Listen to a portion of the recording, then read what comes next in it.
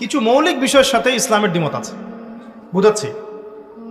যেমন ধরেন এখানে যতগুলো মানুষ বসে আছেন, আপনারা যদি একটা সিলেকশন বা ইলেকশন যেটাই বলেন করেন, যে এখানে আমরা 1000, 2000, 5000 মানুষ আছি, একটা রায় দেয়া হবে, মত নেওয়া হবে। কি মত? সুদ হালাল না হারাম, সুদ মানবতার কল্যাণের জন্য উপকারী না ক্ষতিকর, মদ হালাল না হারাম, পতিতাবৃত্তির লাইসেন্স দেওয়া যাবে কি যাবে না, এটা একটা ভোটাভুটি হচ্ছে মনে করেন, সেই ফর এক্সাম্পল। এখন এখানকার মধ্যে 4000 মানুষ বললেন যে হ্যাঁ এগুলো ভালো, এগুলো করা যাবে, আধুনিক রাষ্ট্রের কনসেপ্ট এগুলো থাকতে পারে, এই বিশ্বে চলতে হলে এগুলো লাগে। আর বেচারা এই 200-400 মানুষ বললো যে না এগুলো হারাম, আল্লাহ পাক হারাম করেছেন, হারাম।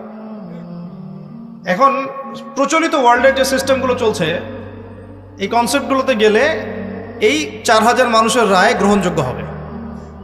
কথা বুঝতে পারছেন না? এই 4000 মানুষের রায় গ্রহণযোগ্য হবে এবং এই মতটা